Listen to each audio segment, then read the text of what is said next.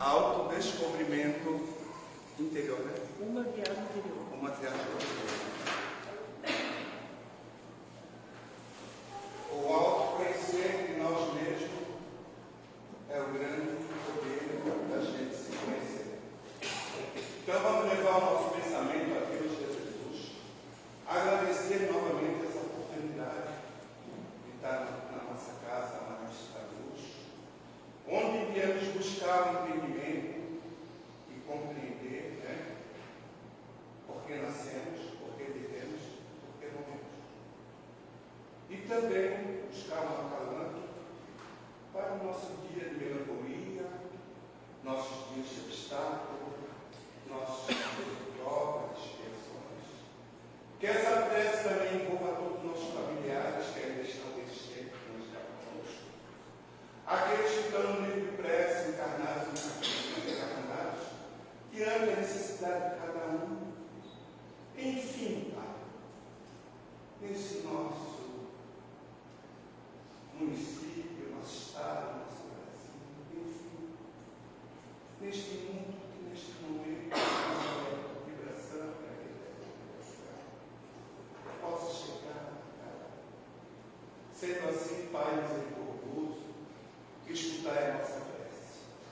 Pai nosso que estás no céu, santificado seja o vosso nome. Venha a nós o vosso reino. Seja feita a vossa vontade, assim na terra como no céu. O pão nosso de cada dia nos dai hoje. Perdoai as vossas ofensas, assim como nós perdoamos aqueles que nos ofenderam. Mas não deixeis, Senhor, cair nas tentações, mas livrai, Senhor, de todos os males que assim sejam. Mais uma vez, Pai, Mestre Jesus, manda-nos da luz para o que inventou a nossa casa, e essa espiritualidade está sempre conosco na segunda-feira, na semana pública, nós damos por aberto mais um trabalho na vida de hoje, que assim seja. Dá vontade.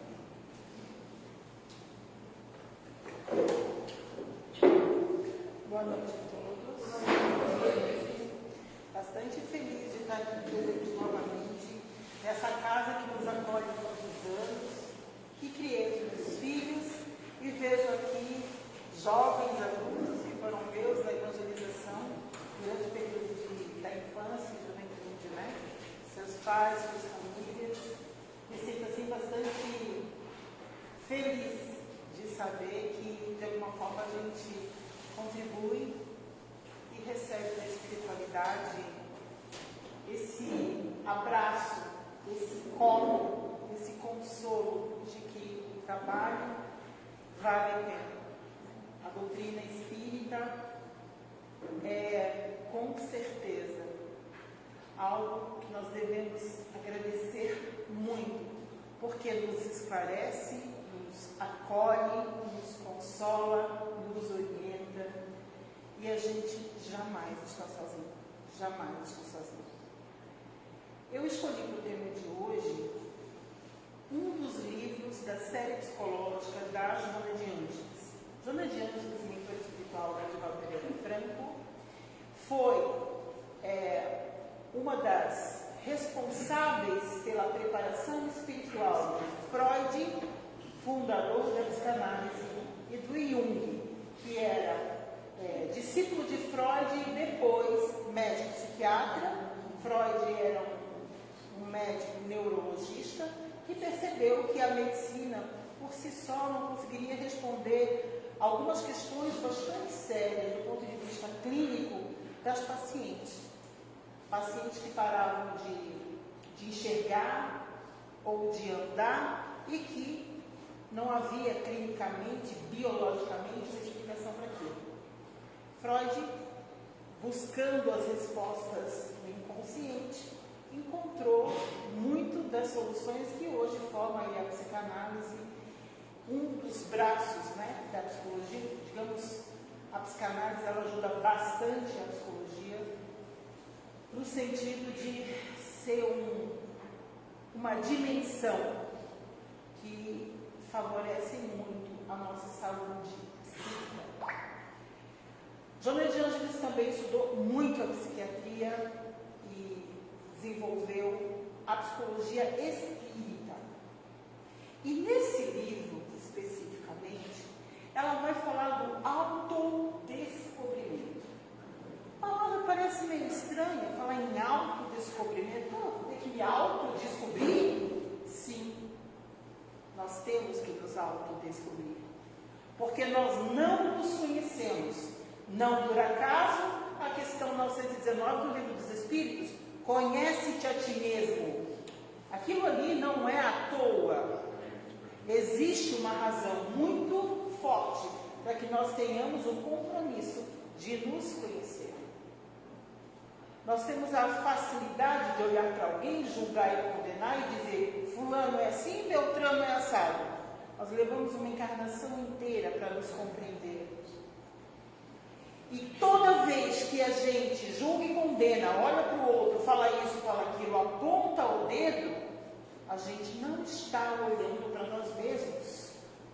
E nesse exercício do autodescobrimento, a gente vai perceber que ou a gente reconhece na gente as nossas sombras, e aí Joana vai explicar com bastante maestria o que são as nossas sombras, aquilo que eu escondo de mim, aquilo que eu sinto, as minhas emoções, os meus sentimentos que eu coloco lá no inconsciente.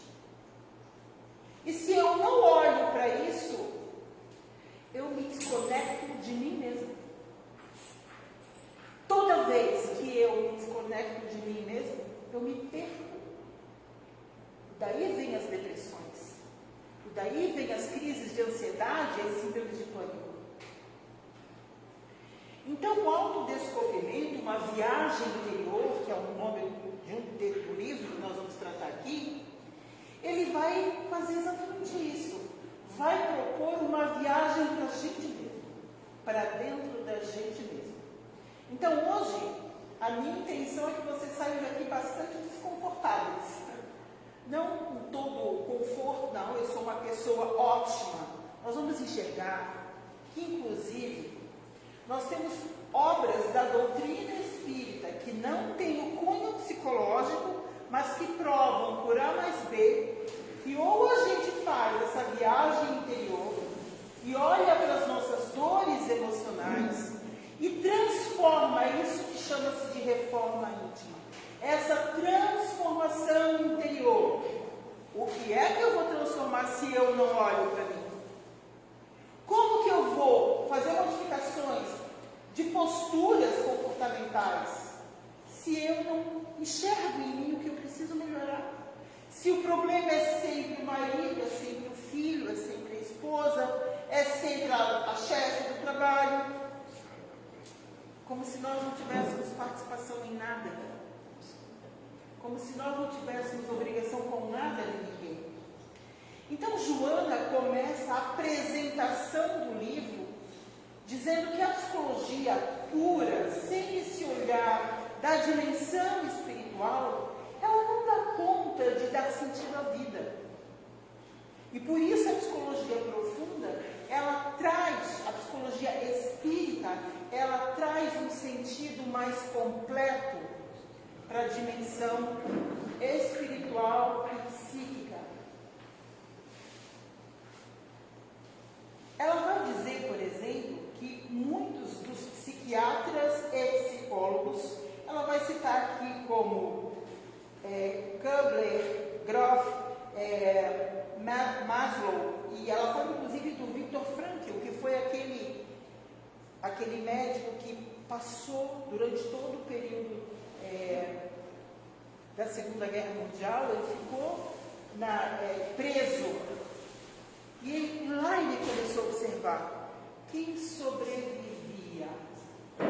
Quem eram as pessoas que tinham condições de passar pelos horrores do Holocausto e sair com vida? E aí ele foi percebendo que quem não tinha uma motivação acabava morrendo. Aquele que dizia, não, eu vou sair daqui porque eu tenho um filho, eu vou encontrar um filho. Eu vou sair daqui porque as pessoas eram separadas, as famílias eram separadas, a crueldade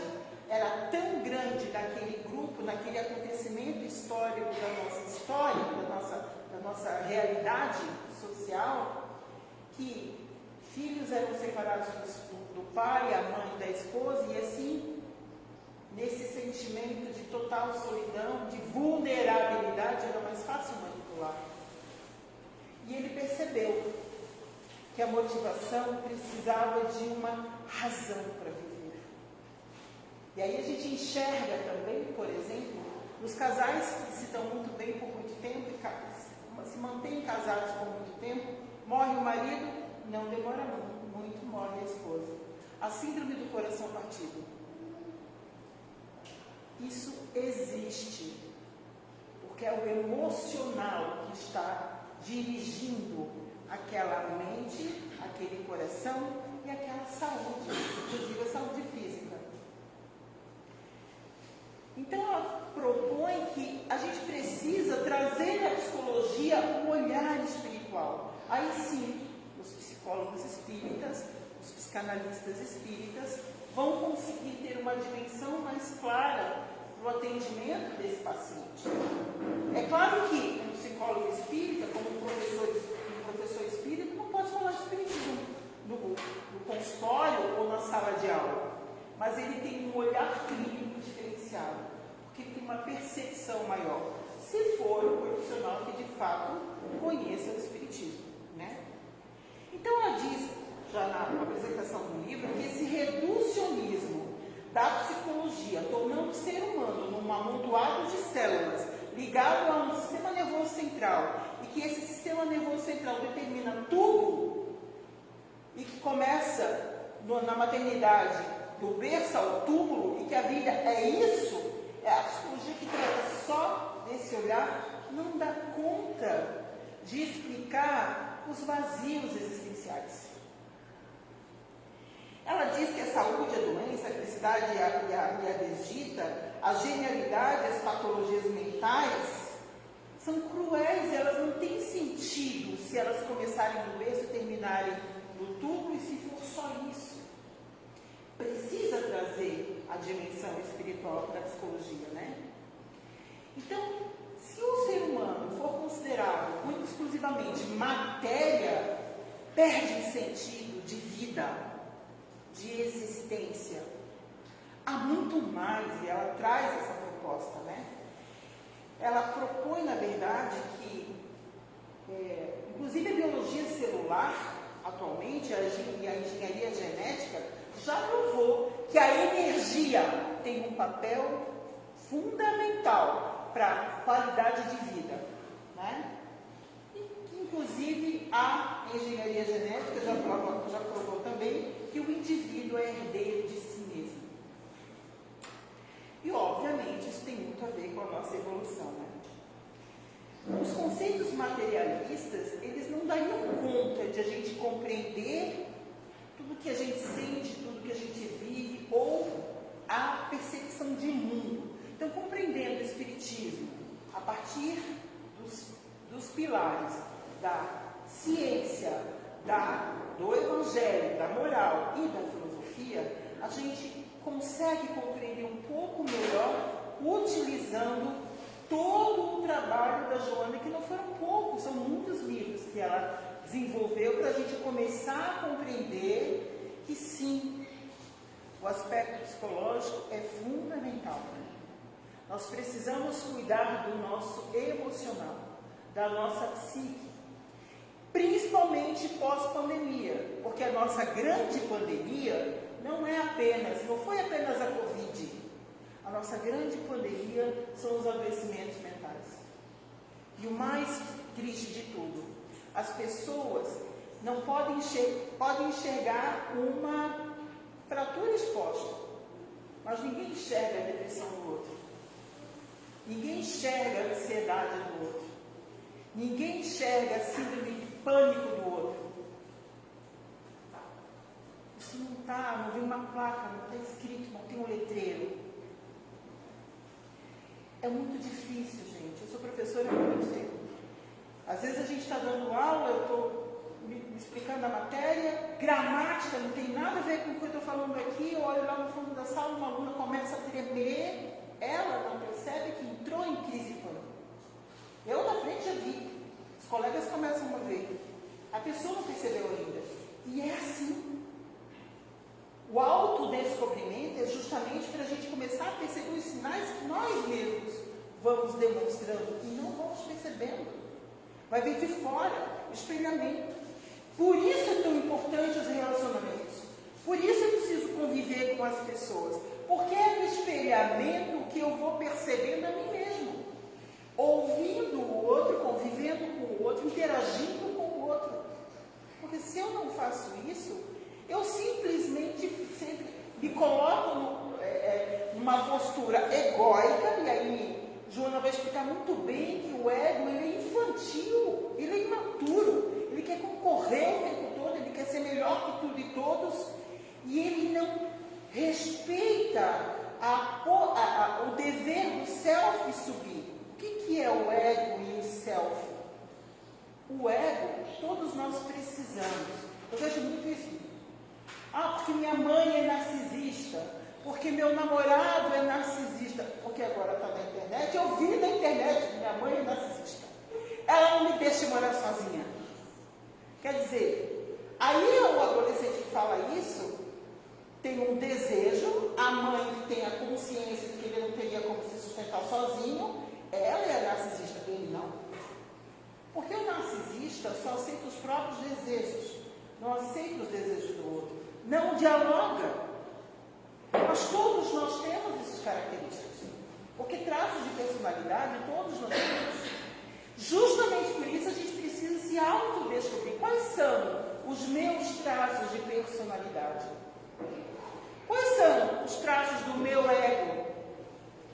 O que eu melhorei em mim, que eu agora já não faço mais, que antes eu fazia e vivia com raiva? Outra coisa, ficar escamoteando a raiva.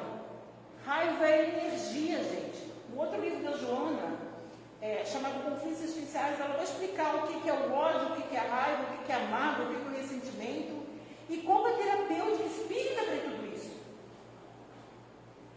Então, a gente, para ser bonzinho, a gente não aceita quem a gente é da nossa natureza, e a gente finge uma coisa que a gente não é. A gente coloca uma máscara social.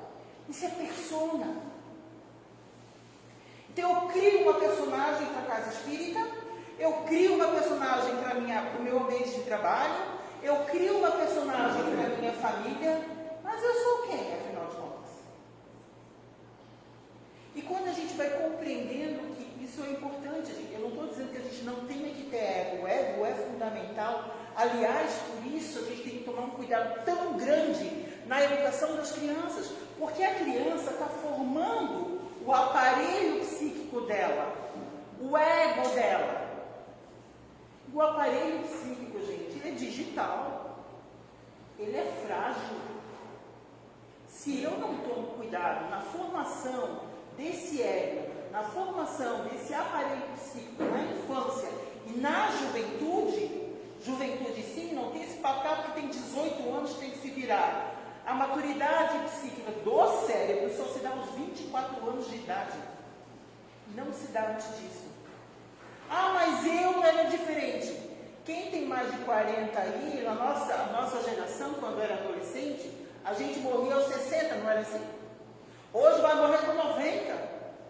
Está aí um problema econômico, um problema social, um problema para ser resolvido. As pessoas que viviam até os 50, 60 estão vivendo até os 90. Nós vamos viver até os 90. E o que fazer com a geração que tem 50, 60 e que vai precisar sair do mercado de trabalho? Vai viver do quê? Vai ficar em casa? Vai conseguir se sustentar com uma aposentadoria? Vai conseguir se aposentar? Então a gente está vivendo muitas revoluções ao mesmo tempo.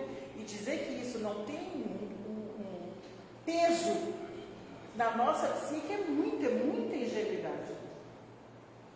É por isso que a gente tem que tomar cuidado com os traumas, porque a gente foi traumatizado, a gente se traumatiza e nem se dá conta. Mas eu passei por isso e não fiquei assim. A tua dor não é a dor do outro. Tu não sabes o que o outro está vivendo. Se a dor é do outro, respeita o outro. Não é tua. Como que tu vai dizer, não, teu braço está quebrado? Ó, seu Rogério, o braço do senhor quebrou, mas o meu não está doendo. O braço é dele, não é meu? A mesma coisa a depressão, gente. A mesma coisa a ansiedade. Isso, hoje a gente tem criança pensando em suicídio.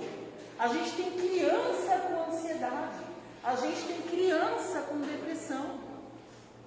Porque a gente não faz o dever de casa de olhar para o nosso emocional. Nem mesmo amparado pela doutrina espírita, com tantas obras como Joana dos Cravos.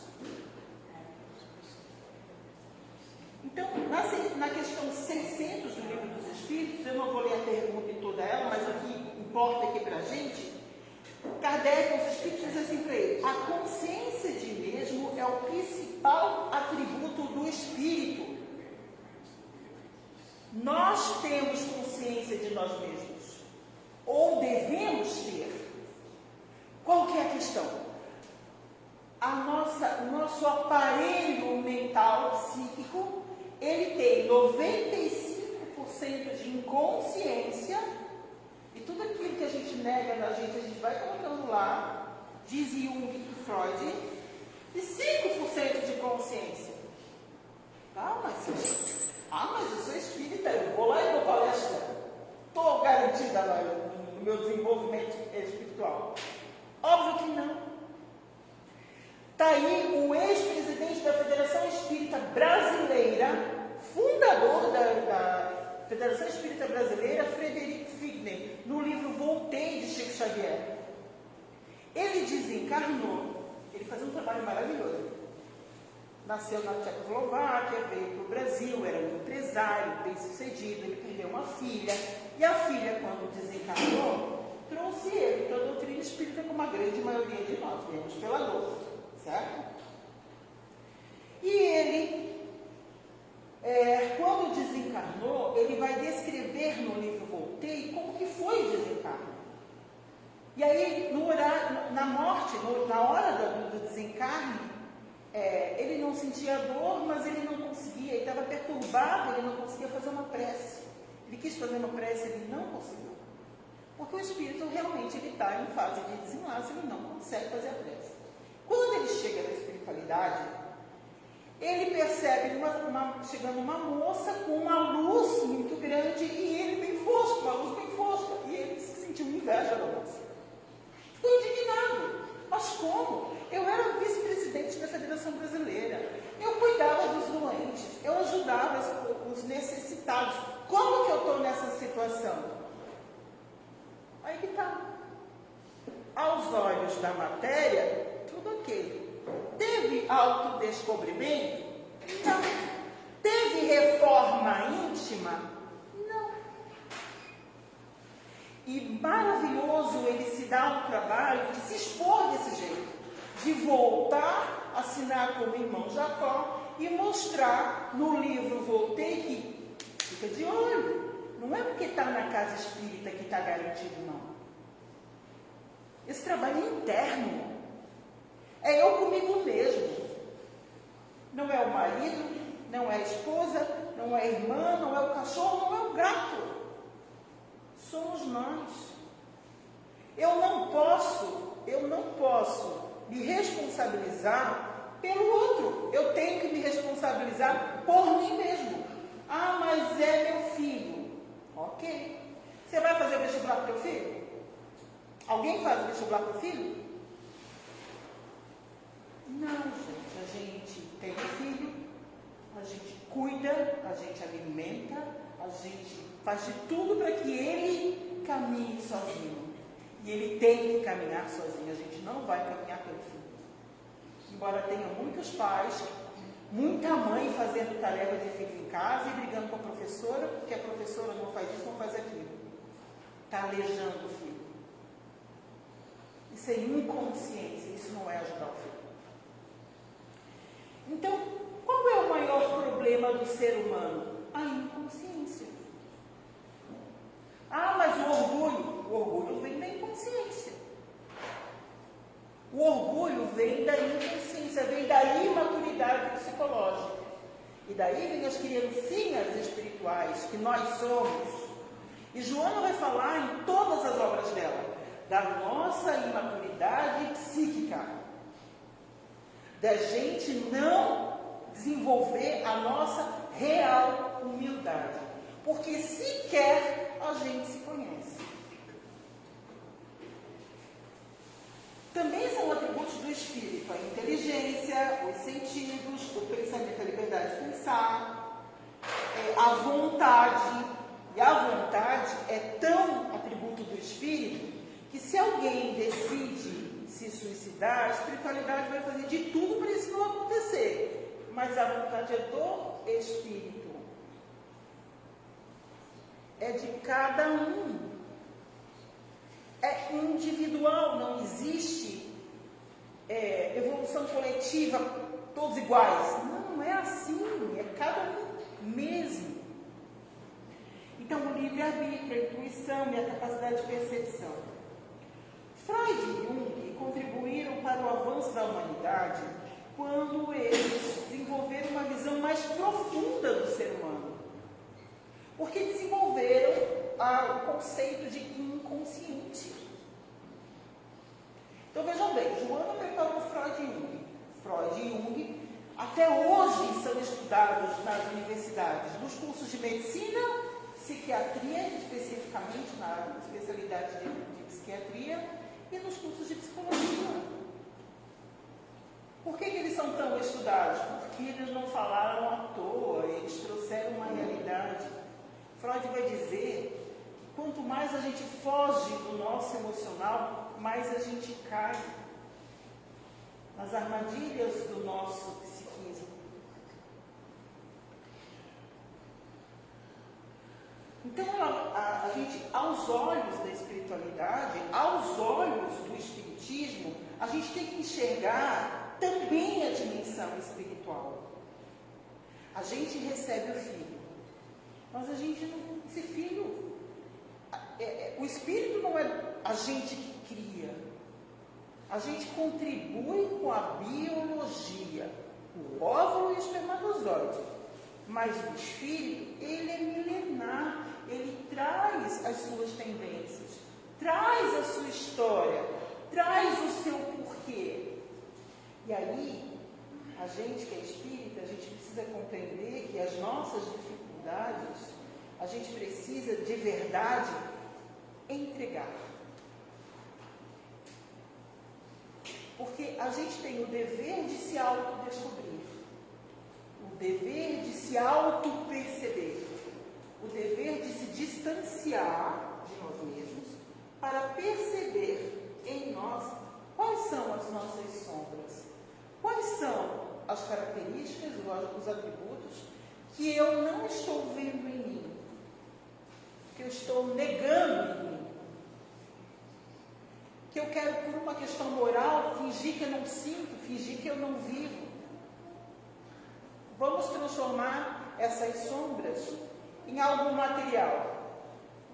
Pega um lixo orgânico, um resto de comida, e coloca embaixo do tapete e deixa lá. O que vai acontecer? O que vai acontecer, gente? Cheiro de podre. Cheiro de podre vem muitos lixos. Do ponto de vista espiritual, eu coloco, eu boto no meu inconsciente, o que eu vou trazer? A espiritualidade, que não é tão amiga. Mas quando eu tenho o compromisso de me trabalhar, quando eu tenho o compromisso de trabalhar, lapidar o meu ego, baixar a minha bola, é isso. A gente tem que baixar a nossa bola. E compreender que sim, nós temos muitas mazelas. Faz parte do componente humano.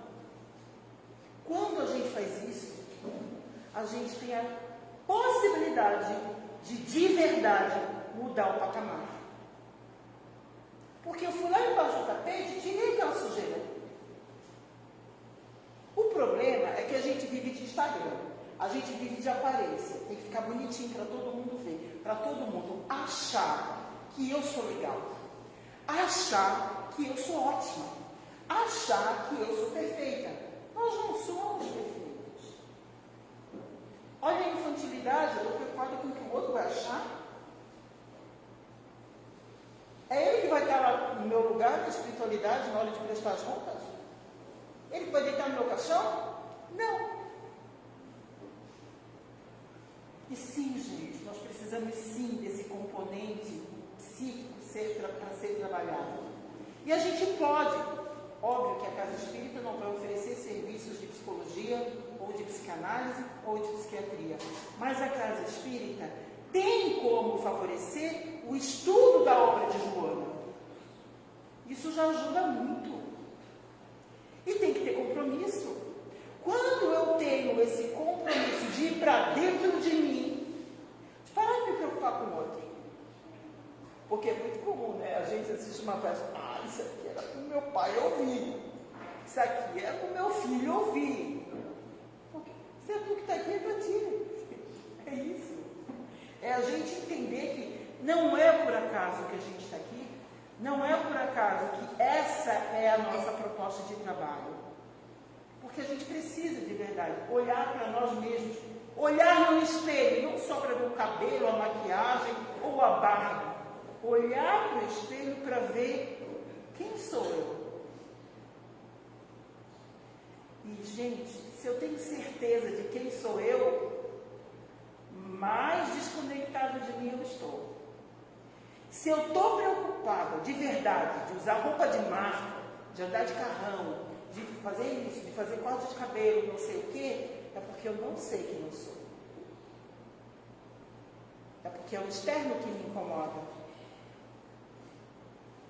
E aí vem o vazio existencial. E aí vem o adoecimento.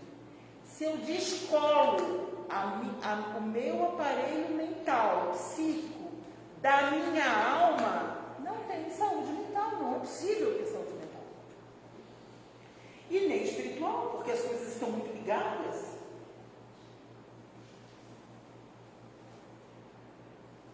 O lar que a gente nasce não é à toa.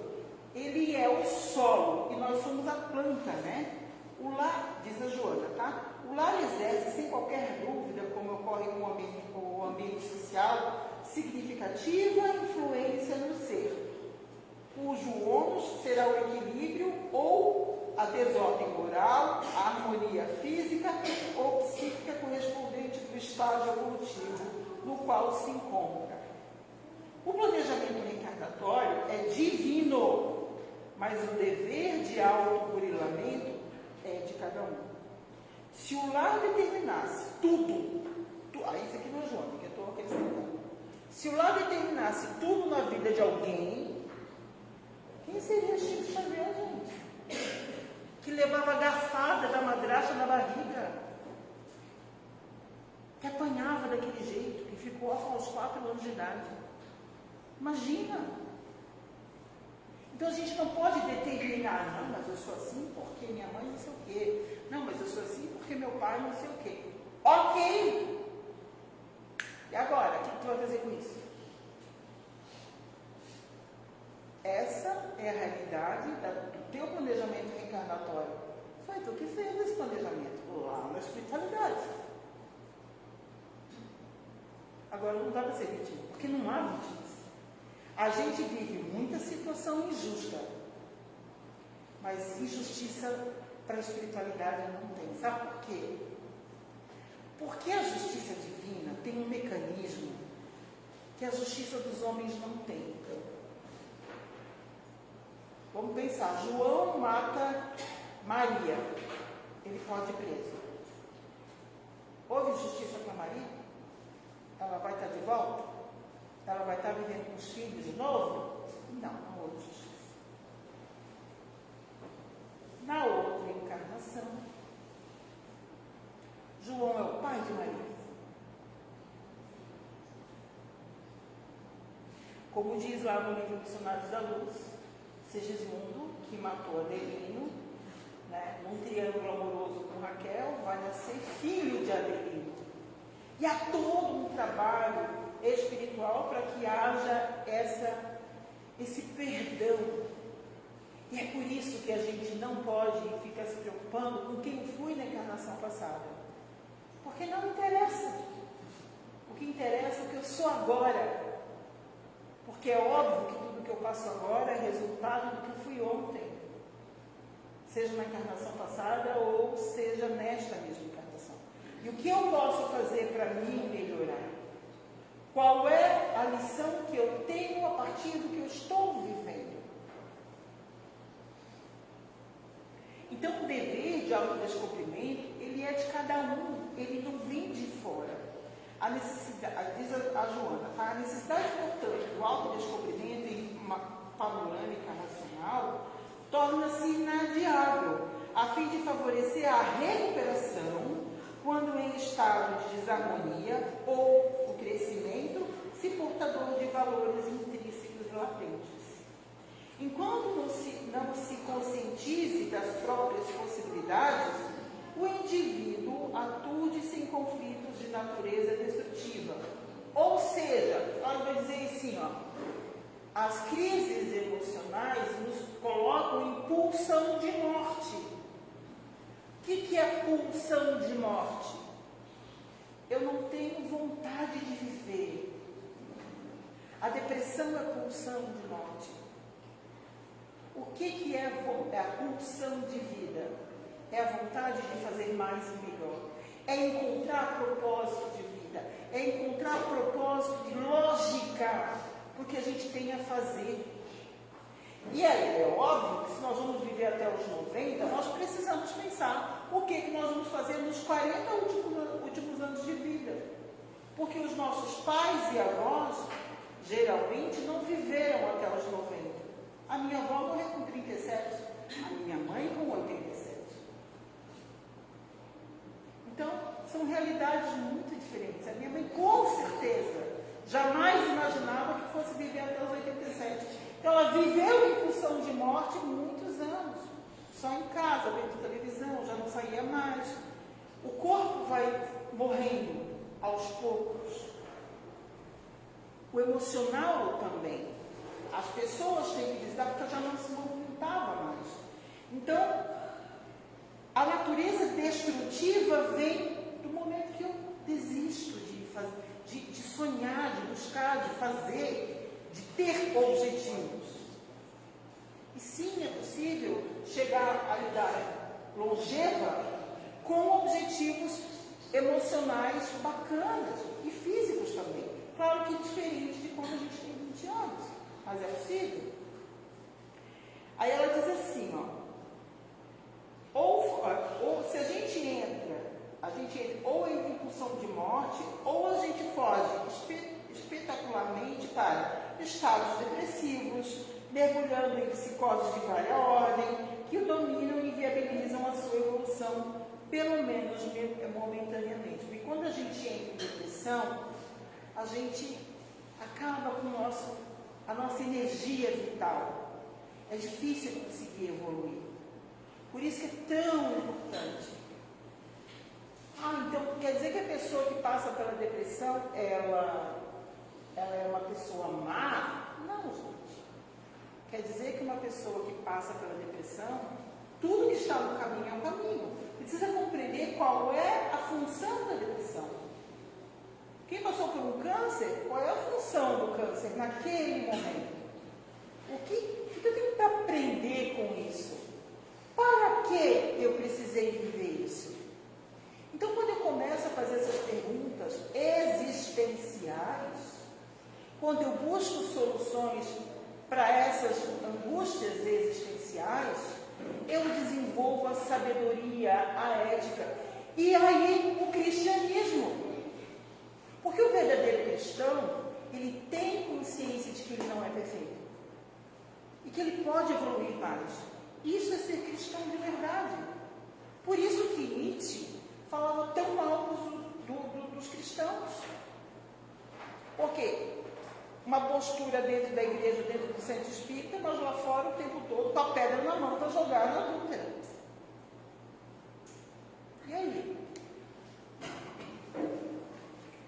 Então, para a gente poder compreender que algo autodescobrir, fazer essa viagem interior, dói, gente. Quem vocês acham que sente um grão, sei lá, de uma planta, a semente da planta, tá? A hora que ela está plantada, se ela não se rasgar toda para começar a brotar, ela não brota. E ela perde a oportunidade da vida. A pipoca que passa pelo fogo, está aí o Rubem Alves, tem um texto que vai explicar isso. Ele é psicanalista e ele vai falar, ele é da educação, ele é psicanalista, e ele fala que uma paciente dele, ele estava atendendo 4 anos, ela falando das mesmas reclamações, e aí ele lembrou da pipoca, que a pipoca passa pelo fogo da vida e se transforma numa flor branca. E todo mundo quer pipoca, porque é gostoso, porque é bonito, porque é cheiroso, mas tem o milho da pipoca que não estoura. O piruá. O piruá não quer se autodescobrir, porque a culpa é do fogo, a culpa é da panela, a culpa é do óleo que está ali. Mas não é minha, eu não tenho nada para fazer. O lugar da vítima é cômodo, porque o lugar da vítima não tem nada para fazer, a culpa é sempre do outro. A gente precisa sair do lugar da vítima e compreender que autodescobrir-se é trabalhar-se de verdade. Crescer emocionalmente, burilar-se. Como diria Joana, espiritizar-se. A gente só cresce do ponto de vista espiritual quando a gente espiritiza a gente mesmo. Não é para o outro, é para a gente. O que eu tenho que melhorar em mim? Porque quando eu melhoro em mim, o resto fica fácil. Bom, gente, para a gente encerrar, eu já dei o horário, né? Aqui eu estou falando só da apresentação do livro, tá, gente? Claro que eu trouxe outras fontes de referência, mas o livro, ele é fantástico. E de verdade merece estudo. Eu vou, para encerrar, colocar uma música que não é espírita, mas é uma música para a gente refletir a nossa necessidade de olhar para a gente mesmo. Porque quando a gente percebe na gente aquilo que precisa ser melhorado, a gente diminui o tom na acusação dos outros. E aí, essa é a nossa função, tá? A música é da Flaira Ferro, chama-se Me Curar de Mim. E ela, o objetivo é realmente a gente pensar nela, tá?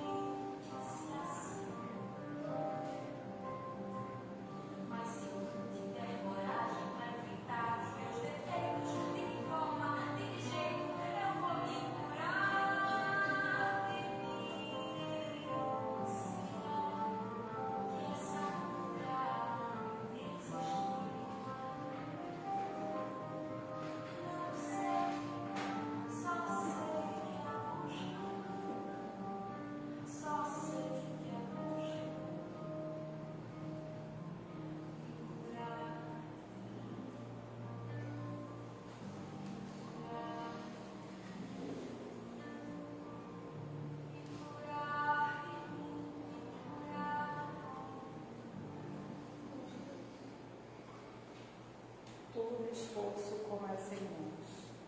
Diz a Joana, encerrando o capítulo da apresentação. Uma fagulha pode atear um incêndio. Um fascículo de luz abre brecha na treva.